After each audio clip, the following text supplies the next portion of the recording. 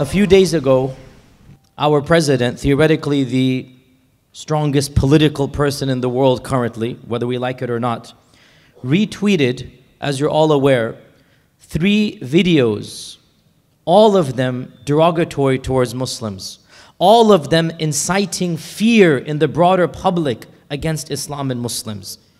He is the president of this country. On his personal Twitter account, he has over 45 million people, the bulk of whom are already antagonized towards Islam and Muslims.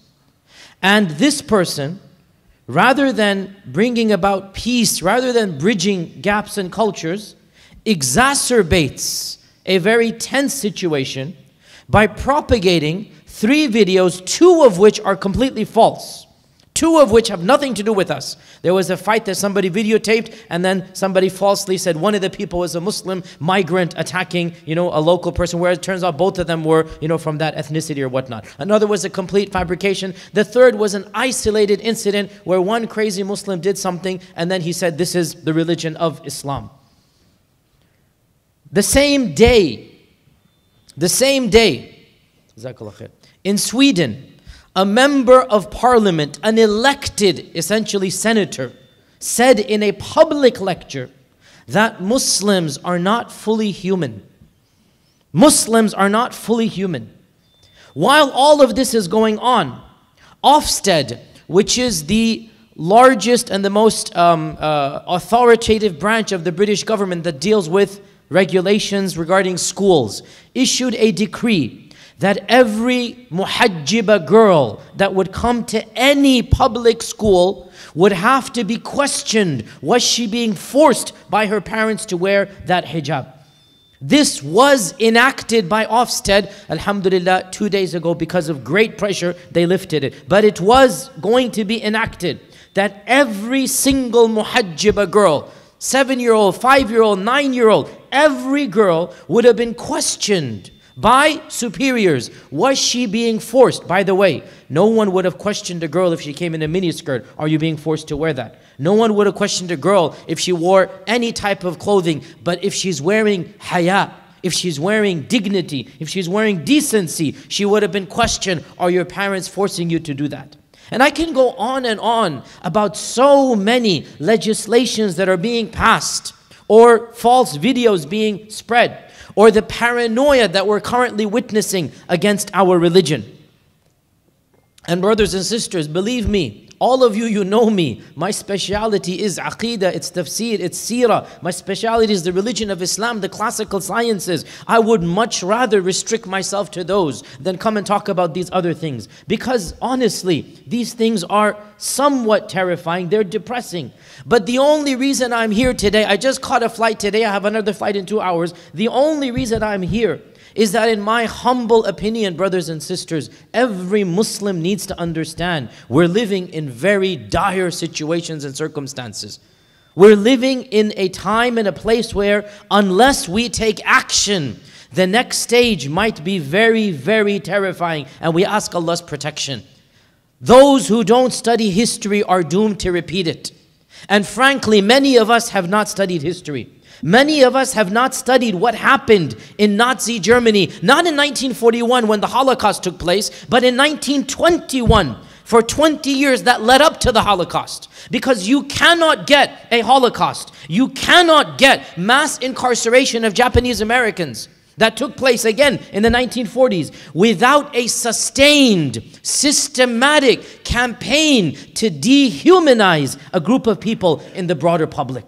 You cannot instantaneously start killing people en masse, as what happened in Nazi Germany, or rounding up people of one ethnicity en masse, as what happened in America, unless and until you desensitize the broader public to what is going to take place. And Muslims, I'm sorry to be so alarmist, but what we are seeing right now, that is a necessary precursor to a future Holocaust or a future concentration camp. You cannot get to that stage without what we are seeing right now. And I'm sorry to burst your bubble, but somebody has to say this, because we don't live in a time where we can just clap ourselves and pat ourselves on the back. Somebody has to speak the honest truth. Many of us are living sheltered lives. Many of us don't understand how dire the situation is. The election of this president is but one symptom. One symptom. You know, we come to these conventions, we see all of these hundreds or thousands of Muslims. We go to our masajid. You're living in Atlanta, the 4th largest concentration of Muslims in America. So you get a sense of, oh, mashallah, we're a majority. No, I'm sorry. I'm sorry. Muslims are a dismal minority. And these statistics that you hear, 5%, 6%, subhanallah. No, I'm sorry, but we need to be academic here. No survey that is done properly has ever shown that Muslims even reach 1% of this country. Sorry to burst your bubble, but we need to be very clear about the facts here. We are less than 1% of this country. That is something that should really and truly make us reflect that when the broader public has made us such a staple issue, every second congressman or senator, every third issue is about Islam and the Muslims and Sharia law. And yet we are so minuscule in this country.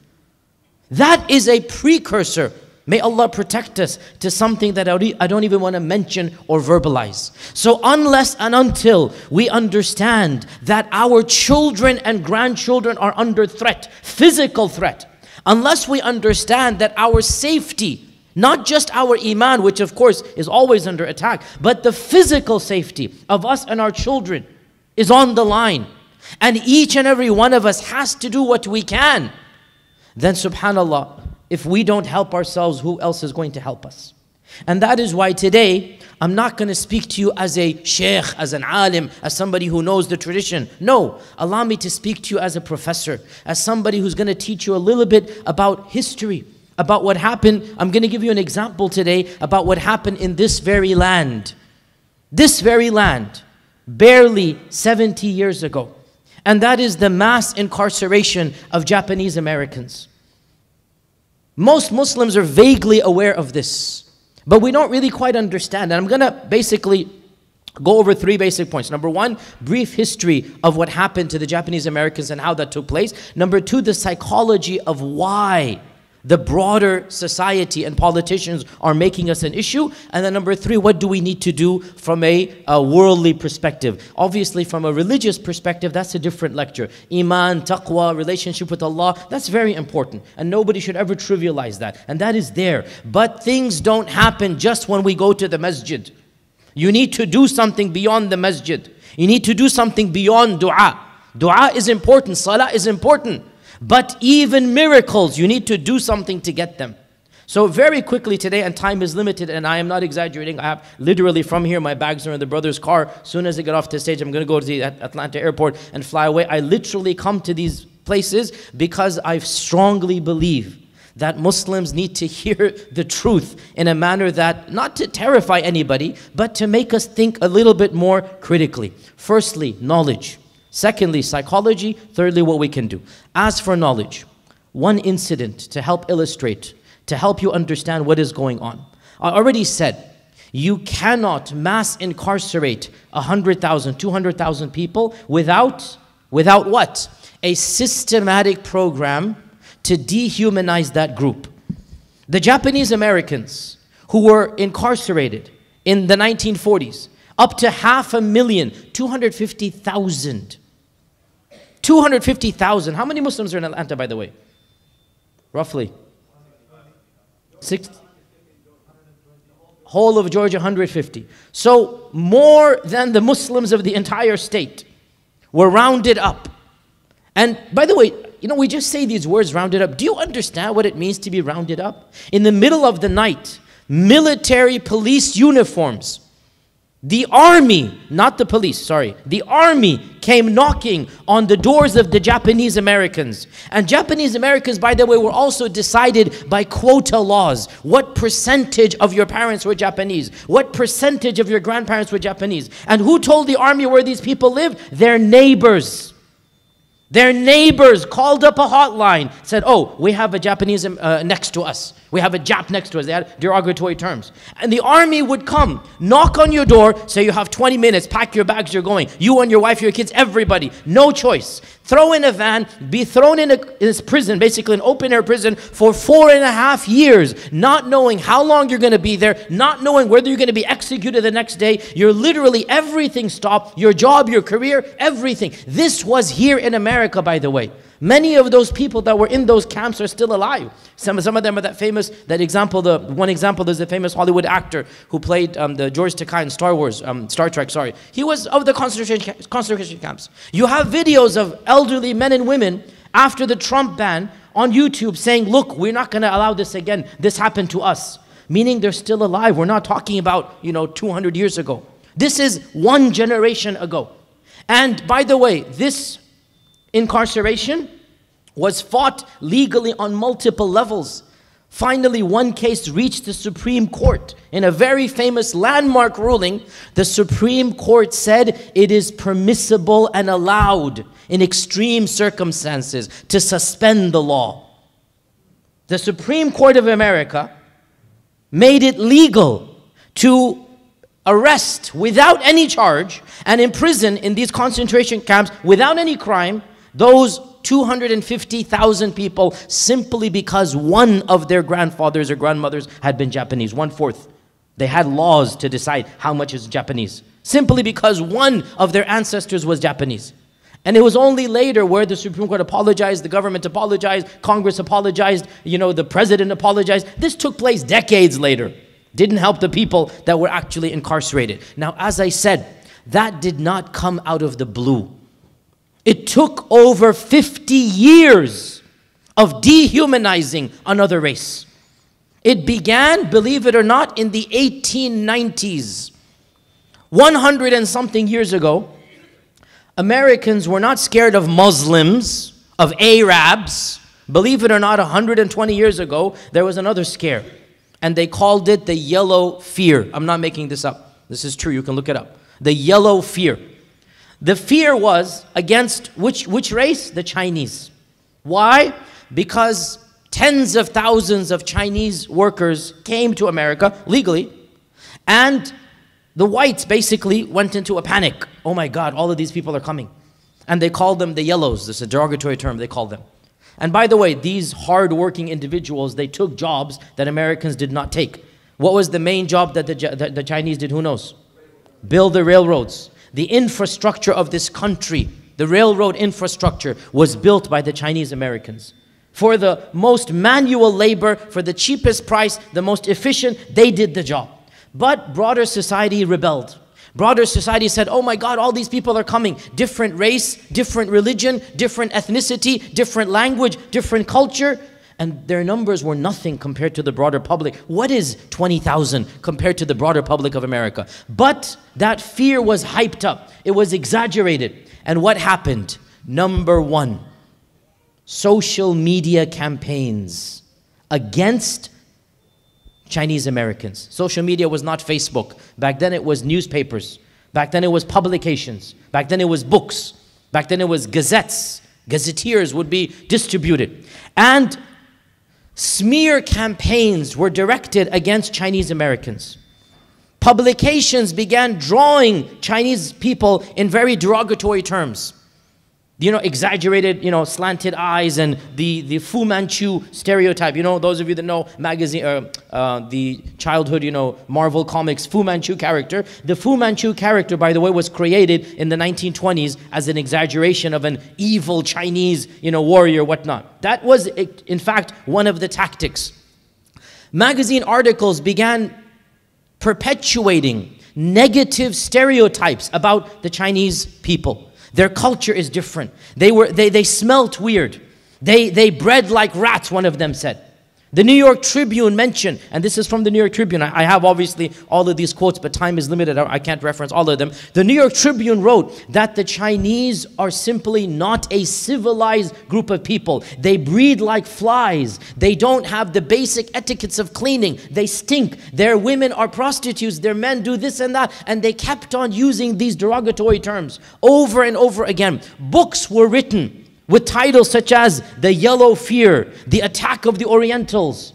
And the broader public was made to feel that there is an imminent threat from these Chinese Americans unless we put a stop to it. So once you start fomenting hatred, what's going to happen? Politicians, rather than stand up and fight against that hatred, the majority of politicians, and this is across the world, not just in this country, by the way, politicians, generally speaking, I'm sorry to be so blunt here, but generally speaking, politicians are corrupt people. That is a rule of law across the globe. The honest politician is the rare oxymoron you come across. Generally speaking, politicians are not people of principle. And when they find any avenue to boost their popularity, they'll use it. Correct? And this isn't just American, any politician. So, what did politicians in the 1920s do? They banked on the check of bigotry. They rode the wave of xenophobia. And they began propagating even more crazy views. And guess what? The people loved it and voted them in because of it. In California, a senator ran for office in 1920. I have his name here. A senator ran for office in 1920, if I can find his name here. Dennis Kearney. Dennis Kearney won by a landslide when he ran for the position of senator in California. And his motto was, "The Chinese must go." That was his slogan. Forget healthcare, forget union rights, forget anything. The Chinese represented, again, less than 1% of the population of California at the time. Less than 1%. But the slogan that he used to win with the landslide victory was what? The Chinese must go. Does that sound familiar? Deja vu, anybody? How much are the Muslims in America? Less than 1%. What did our current president say that boosted his popularity? We must ban all Muslim immigrants until we figure out what the hell is going on. You see, politicians bank in on that hatred and bigotry. They understand what their people want. And there's nothing new here. Once politicians are going to bank in, they have to then cash the check. How do they cash the check? By showing that they've actually enacted laws. And so, yes, 120 years ago, laws were enacted against the Chinese Americans in this country. Laws that prohibited marriage from white women and Chinese. Not that Chinese people were marrying white women left and right. Obviously, the race of that time, there was already racism. But, you know, by the way, footnote here, there's always this trope of an innocent white lady being attacked and ravished by dark men, the savage. And we white American men have to protect our women. So they passed laws that Chinese people cannot marry white women. Became illegal. They passed zoning laws. Where can Chinese people live? This was all legal back then. They passed laws excluding Chinese people to migrate until finally in 1917 came the final blow. And that was, the official title was called the Chinese Exclusion Act. It was informally called the Yellow Act. And again, I'm not making this up. You can find this in any textbook on law. The Yellow Act. 1917. What happened? Congress passed a law that effectively banned all migration from any country in the world other than countries that are Caucasian.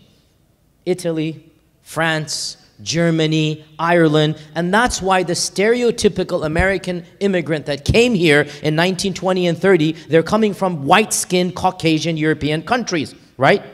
Mexicans didn't land on Ellis Island, Germans did. Chinese didn't come to Ellis Island 1930s and 40s by and large. The Irish did. Why? Because it was a racist law that forbade anybody of a non-white complexion basically from coming to America, except with a whole bunch of hurdles. Obviously, people trickle in. But as a rule, as a general rule, the only people that could come were people of a particular race and color, and these are the Caucasian Europeans. Now, by the way, footnote for us Muslims here, before 1917, Muslims were migrating to America. The first batch of Muslims that came here were whom? Who knows? The Syrians? The Russians? Well, the slaves, obviously. The West Africans, that's the first batch. But they didn't migrate. They didn't land on Plymouth Rock. Plymouth Rock landed on them, okay? They didn't migrate here. They were forced to come here. That was the first batch of Muslims. Let's never forget that. Let's never forget. The first batch were the, African slaves, our brothers and sisters that were forced to come here. The first batch of voluntary migrants, They came from Ottoman lands and from the Caucasus, from the Balkans. And they came 1880 onwards.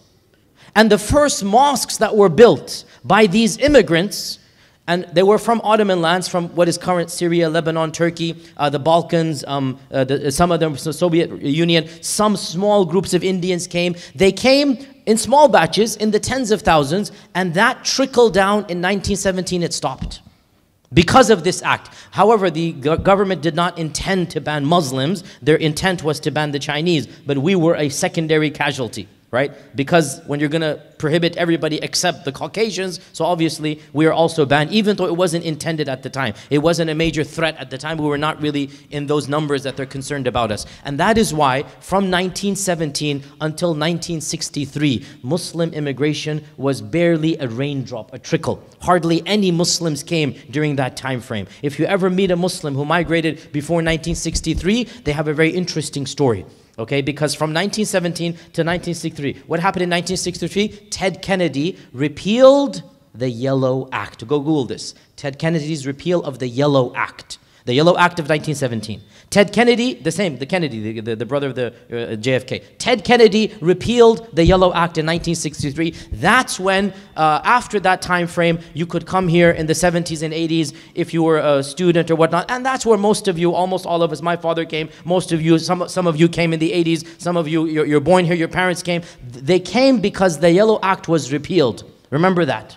Because this act that I'm talking about was rescinded, abrogated, and it was repealed in 1963. So when you have this popular legislation and the government then passes an act, what else happened that we're seeing deja vu?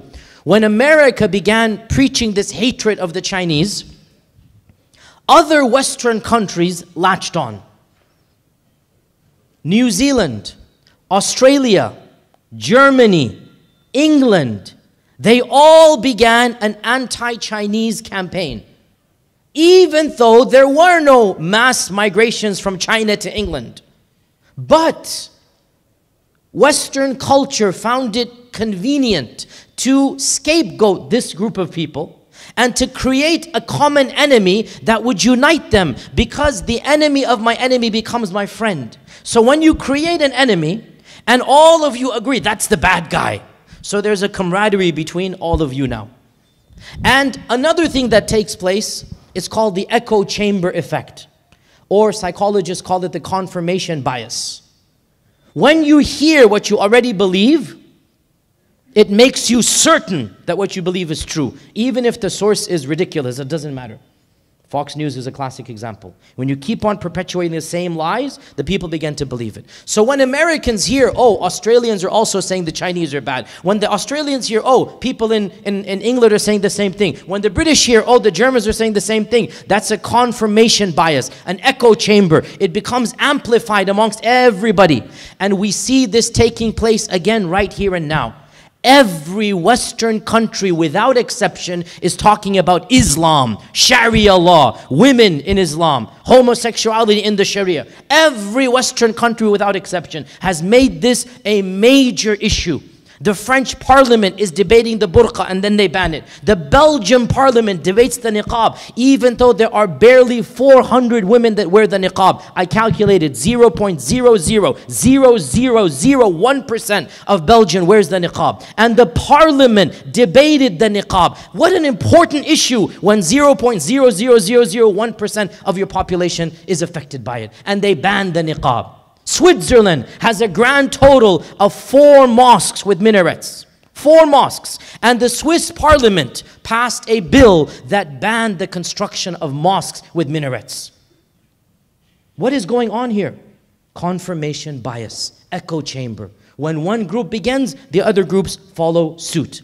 And then what can happen when everybody is whipped up into a frenzy? I have 10 minutes left, I know. 10 minutes, I'm done. When everybody's whipped up into a frenzy, what happens?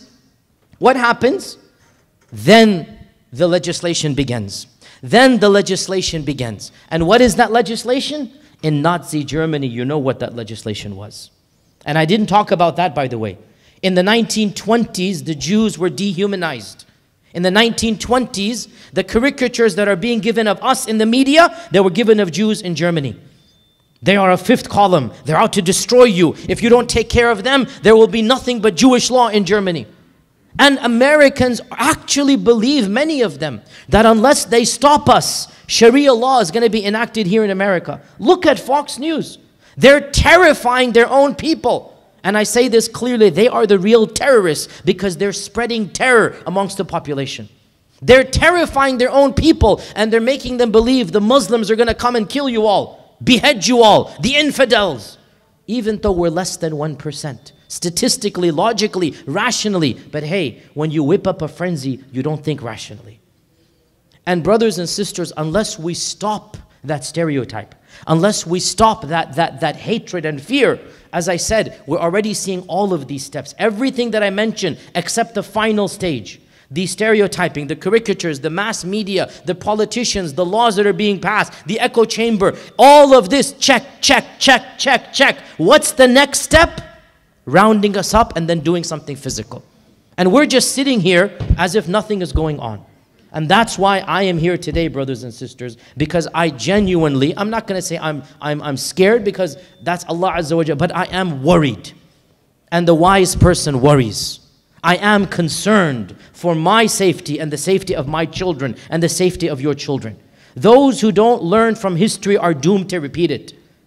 God forbid, brothers and sisters, we ask Allah's afiyah, but if another disaster or calamity, similar or worse in magnitude to what happened 14 years ago, were to happen today, God forbid, may Allah protect us. But just imagine the consequences. Think about that, brothers and sisters. Yes, we have crazy people amongst us. Yes, we have these jihadist groups and we have to speak against them. But all of us know they don't exist amongst us. We are not the guilty party. We know that. There's no radical imam, jihadist preacher. There's no secret Al-Qaeda cell anywhere in America. Yes, there are crazy people in every society. But when one of us becomes crazy, we all have to suffer the consequences. And when one of theirs goes crazy and in Las Vegas shoots 55 people, in Connecticut mows down 30 children, in Boulder, Colorado kills 50 people in a theater, not a single person of their race or ethnicity suffers the most trivial backlash. We know the double standards. We have to deal with reality. The hypocrisy is clear, but that hypocrisy is not going to save my children and your children. So we need to then get to the second and third stage. And I talked about quickly psychology and then action. Psychology, why is this happening? Why do you think these politicians are whipping up this frenzy? Why do you think social media, Fox News, is making us a scapegoat? I will tell you why. Listen to this carefully. Yes, there are some people who are genuinely convinced that we are a threat to their country. But the fact of the matter, the undeniable fact, and this is well documented, the people that are propagating these lies know full well that they are lies. The people that are spoon-feeding the presenters on Fox News, the people that are writing the script for banning the Sharia in 22 states, they know all too well, they're educated people. They don't believe for a second that American Muslims are going to harm this country. They know that, it's common sense. So then why are they doing it? Some of you will say, oh, they hate Islam. I'm sure they do. But it's more than hatred, brothers and sisters. It is, listen to me carefully, political expediency. How so? You see, it's very simple. And by the way, these are tactics that Nazi Germany used. Go read the sources. Go read textbooks. Go read what Hitler's main advisors said. Himmler was one example. Himmler was one of the propaganda ministers under Hitler. And others, they explicitly used this as a tactic. What was the tactic? You teach the people that this community is a threat to their safety. You exaggerate their threat. And then you portray yourself as the knight in shining armor who will protect you from that threat. Who comes out the winner? The politician. You see, this is the point. Listen to me carefully. Why? Because we cannot respond to hate with hate. We genuinely need to understand that person who hates you, That neighbor of yours, that colleague of yours who's scared about you, he's a brainwashed, miskeen soul. The real people that are evil are the ones that have fed him those lies. Not the guy that's at your level. Not your worker. Not your neighbor. The real evil people know it's a lie. Your neighbor doesn't know any better. It's your job to sympathize with your neighbor. I know it sounds crazy, but you need to put yourself in his shoes. The guy actually believes that you are a threat to his children. What do you think he's going to do? Other than be scared of you, be angry at you, be hostile towards you. He actually believes you will destroy his way of life. That's what he's been taught. If you're going to respond to that hatred with hatred, you've proven his point. You see, it's very convenient for the dominant power, for the dominant civilization to create an imaginary monster. We are the imaginary monster. It's very convenient to exaggerate this bogeyman and say, oh, the Muslims, oh, the Muslims, oh, the Muslims. Then when everybody's terrified, who's going to protect us? Who's going to protect us? Donald Trump comes and says, I am going to protect you. Then what happens? He gets elected into office.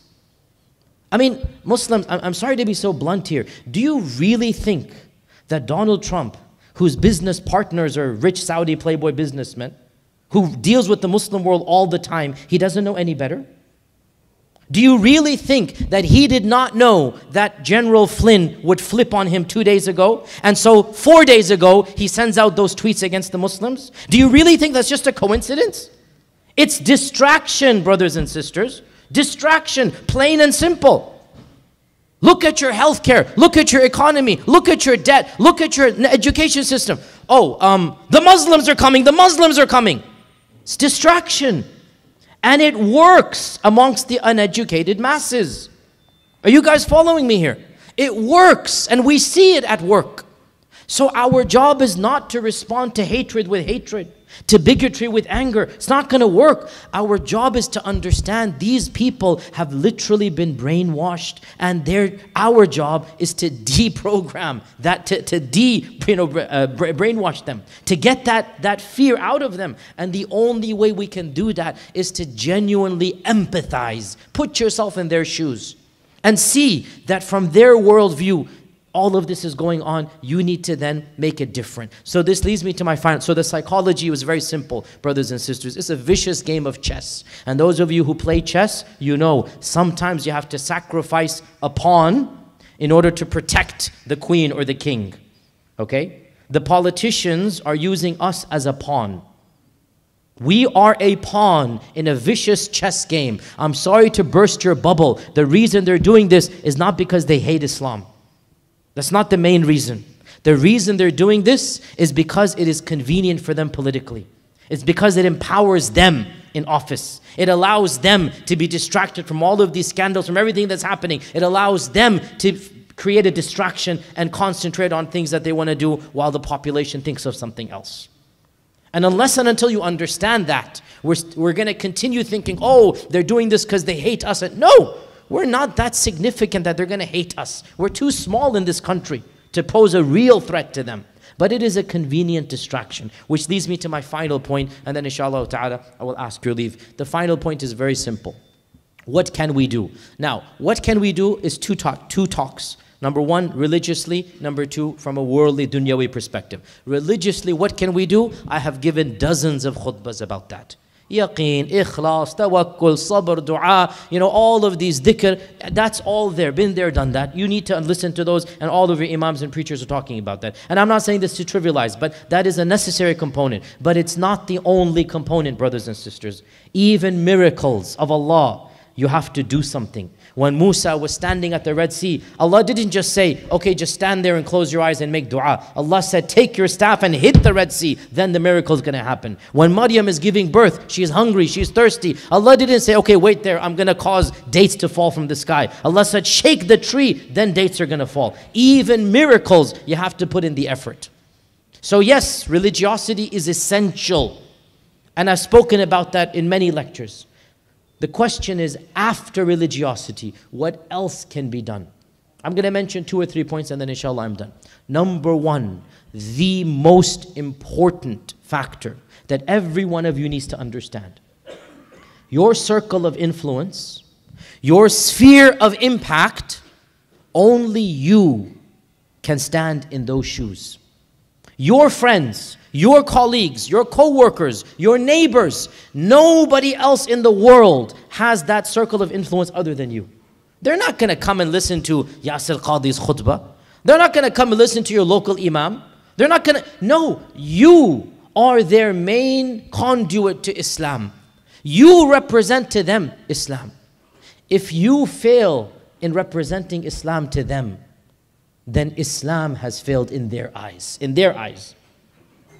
So make it your point to show every single colleague of yours and every single neighbor of yours the beauty of Islam, the honesty of Islam, the virtue, the rahmah, the mercy, everything. You need to become a role model citizen and a role model Muslim, because whether you like it or not, you represent our Prophet ﷺ in his eyes. And I know that's terrifying. Wallahi, it's terrifying. But it is an undeniable fact.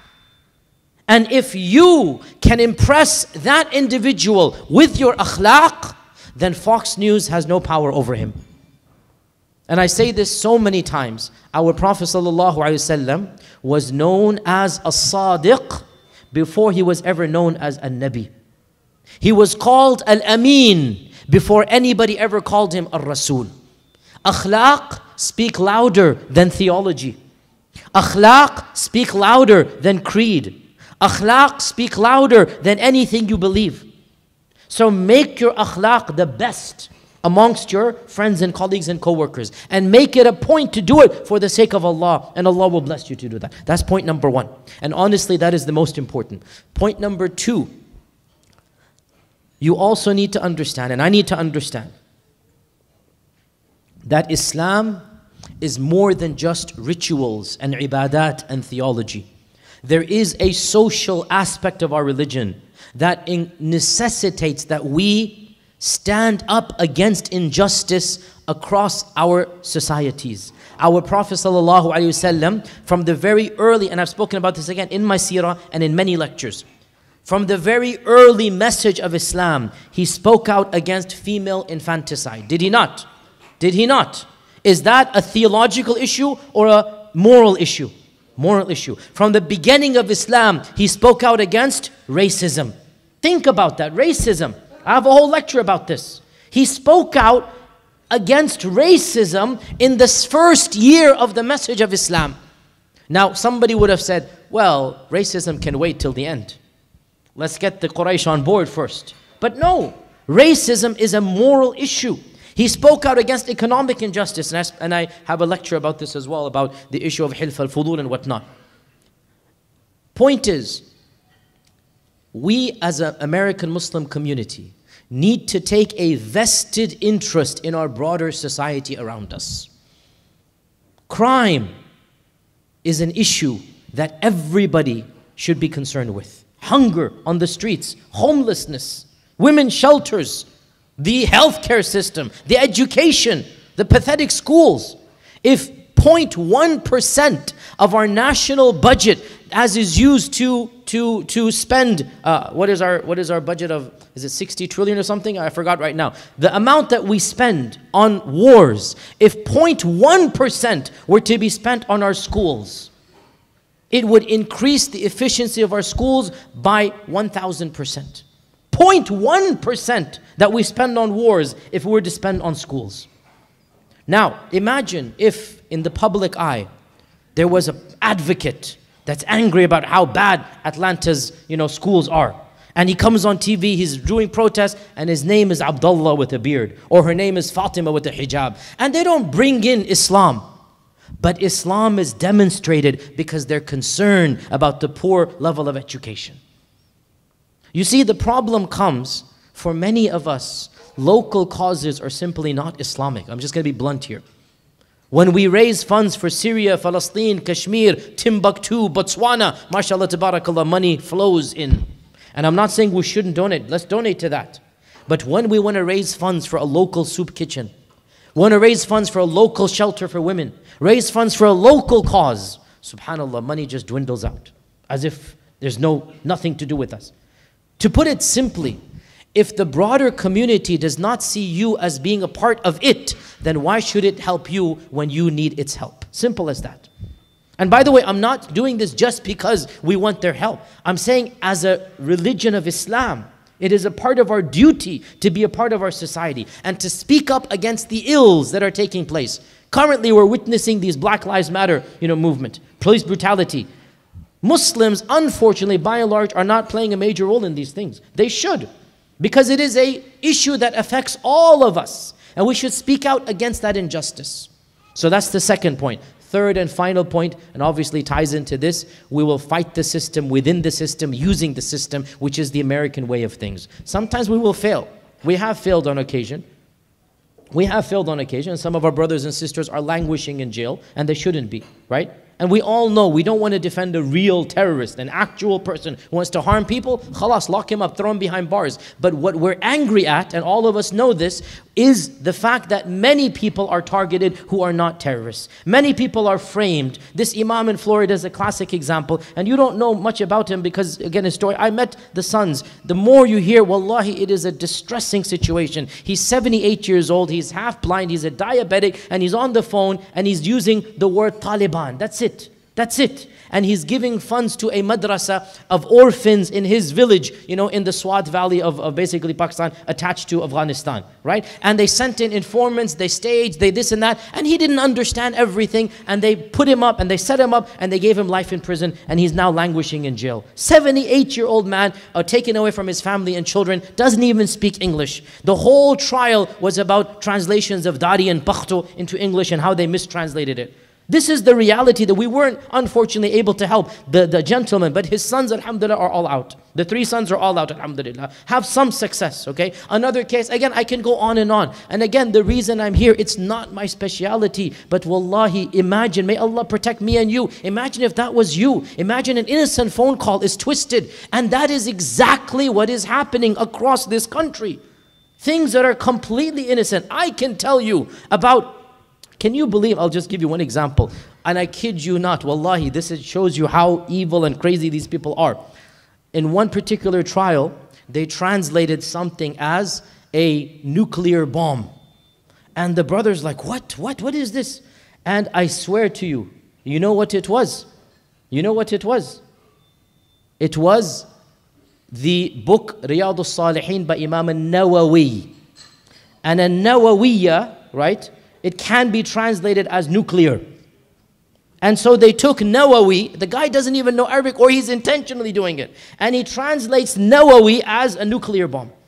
And this gets to trial, and the guy has no clue, what am I doing here? Oh, you were talking about nuclear and this and that. What nuclear? Nawawi. And they translated this as nuclear. Because, again, the Arabs understand Nawawi can mean nuclear as well. But of course, Imam al-Nawawi is, who is Imam al-Nawawi, right? So again, this shows you, and I know unfortunately of many such cases. May Allah protect me and you. If this were to happen to your brother, your sibling, your cousin, who are you going to call? After Allah Azza wa Jal, you're going to make dua, then what? MLFA is at the forefront. And I've seen firsthand what they're doing, and it is truly impressive. Their list of who's who in terms of caliber of people that they have on board, mashallah, tabarakallah. What more do you want? They've done the work for you. But here's the point. Mr. Charles Swift, he shut his law firm. I don't know if he told you this or not. He shut his law firm and he moved to Dallas to work for the Muslim community. Now, do you think Mr. Charles Swift is going to charge us $5 an hour? Let's be fair. Put yourself in his shoes. He deserves every penny. He's made his career. But he's given his career up to give it to us. And he's going to demand, and you know what? He deserves it. It's going to save our children. And the same goes for all of the other people that are working for the MLFA. Final point, brothers and sisters. Many of us don't understand, and I'm going to say something very clear here. To pay these attorney fees, they are zakat eligible. This is the fatwa of Sheikh Qardawi, and it is the fatwa of Mufti Taqi Uthmani. I spoke to Mufti Taqi personally. A few months ago, I was in Karachi. I visited Mufti Taqi in his office. I asked him a series of questions. And one of those questions was, can we use zakat money to give lawyers that are helping Muslims that are unjustly put in prison? He says, of course, these people are al-gharimin. And he quoted one of the 8 categories. Of course you can. I said, Mufti Sahib, you know that lawyers, they charge an arm and a leg. Where's the brother, right? They charge an arm and a leg. You know, they're not gonna, it goes, yeah, but it doesn't matter. They're helping the Muslim community. See, many of us, we don't understand zakah. Zakah, yes, you give it to the people that are hungry. That's one category. Fuqara and masakin, 2 categories. There's 8 categories of zakah. 8 categories. And the other categories, in order to cause an impact, you don't just give $5.